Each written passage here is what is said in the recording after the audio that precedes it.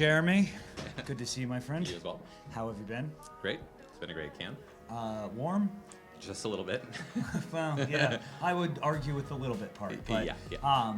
So, I don't know if you've noticed, but I've actually kind of started to see a theme or a pattern of people wanting to talk about AI. Just a little bit this week. I think that's been the topic of almost every single panel I've been on or been involved in. So, yeah. So I guess my question would be, Qualcomm, who has a credible claim to AI and was doing AI well before AI was a thing, how do you think about the explosion in popularity of the topic and the technology? Yeah. So it's interesting you mentioned, I mean, Qualcomm, we've obviously been at the forefront of that for years. AI sits in so many different aspects of your life that you don't even think about. And people now, I think with OpenAI, ChatGPT, those things, they become pushed to the forefront. But you don't see all the little things that AI, as you sit there and optimize and enhance an image, that's AI behind the scenes. Use your noise canceling in your headphones. It's AI that does that. As we think about the marketing world, it's become, you think about the content supply chain, the way we're redefining and creating content, imagery, text, things like that. It's giving us new opportunities to do it differently, but it also opens up a can of worms in terms of how we do that. Will you talk a little bit more about the content supply chain? Because Sure. I think it's one of the most important and under-discussed aspects of this entire content revolution. Yeah, well, and it does feel like everyone has a solution for content supply chain at this point. So for us, it's really redefining how we work, how we generate more content quickly. As we scale across businesses, we realize there's only so many marketers at our company, and we need to produce way more than ever. We also need to produce it for the right audience, at the right time, for the right place. And so we're rebuilding our content supply chain. And what that means is from the project management, from the way you brief at the beginning, how you actually produce the assets themselves, how you distribute the assets, how you then report on the assets and kind of rerun the whole cycle again. It's a huge effort. Picking the right technology, the right tool can be challenging. And so it's a constant learning and evolution for us. But we're in the midst of it. And so engaging with our partners like yourselves, thinking about how we even bring our agencies into that mix to make sure that it's not just us in a vacuum, that we're also using the best of what they have as part of that flow. So it's a constant evolving process right now. And also as LLMs, as they release new models, as new things change, how does that affect what you're building? You're in flight building something, and all of a sudden something new comes out, and you've got to figure out, okay, do I stitch that new tool in? You're making up for the lack of how good AI is sometimes, but then AI gets updated, right? And you're like, oh, okay, I can take this out and put this new thing in.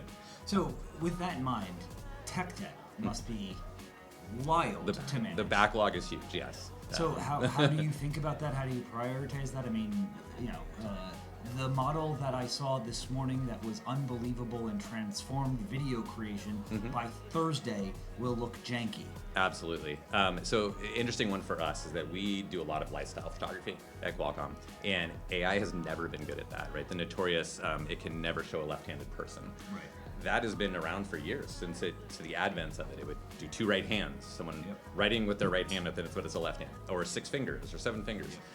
That's starting to change, and so we were just running some tests with some recent image models lately, and it's starting to look a lot better as you add in some color treatment and gradient, and it's starting to look like a person. It's starting to look more effective. Is it human? I don't know. Adjacent. Exactly, but when you think about concepting, when you think about the way we used to do FPO, the way we used to grab a stock image and try to get it in, well, now I can actually produce something that's a little closer. I can build a full storyboard journey using AI tools that then help influence our agencies and say, hey, this is what I'm thinking. And then we'll go out and still do a shoot, but it can help that ideation process quite a bit. I love one of the things that having worked with Qualcomm for quite some time.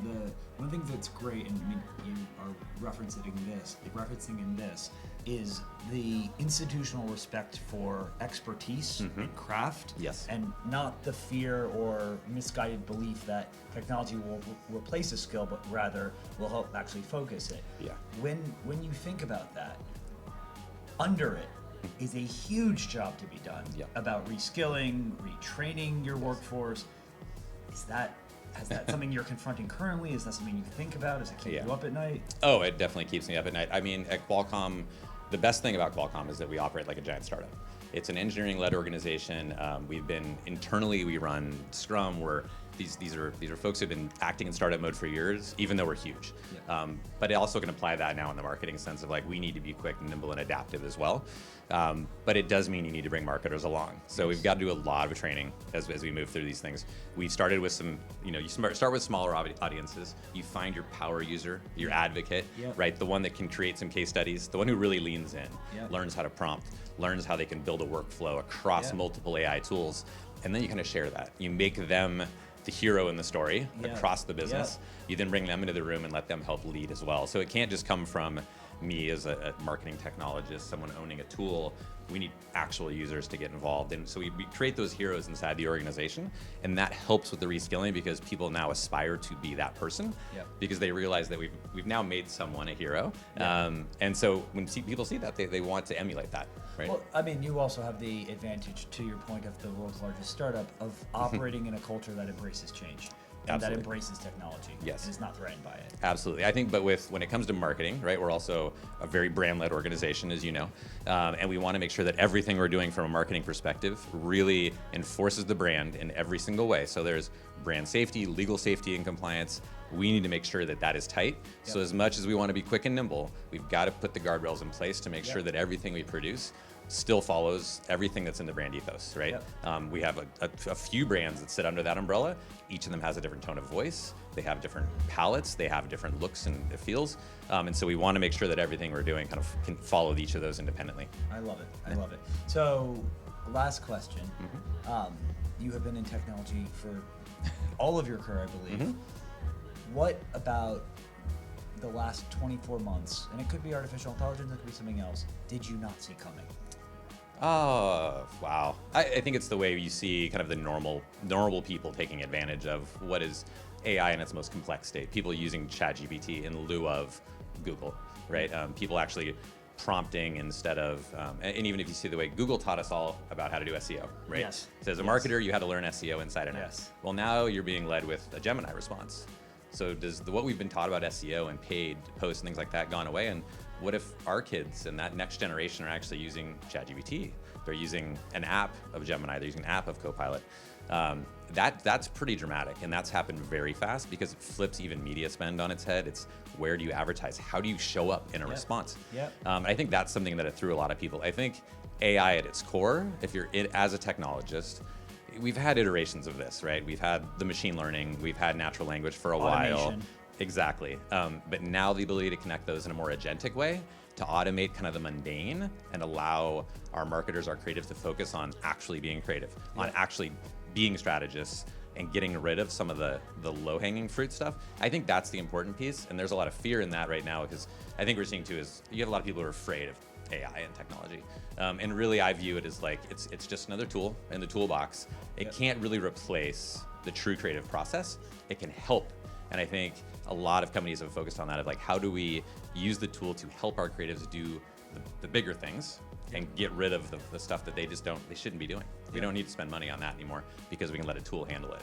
And that's kind of been my focus. But I think the big thing for me is just how, our parents are jumping into ChatGPT to plan a trip. And trusting everything that comes out of it, which is also very scary. But I think that's probably the biggest thing. I love it, and I agree with you. I could not agree more. Thank you. Yeah. Thank you. Thank you. It's wonderful seeing you. You too. Go in the air conditioning. I know, right? Thanks a lot.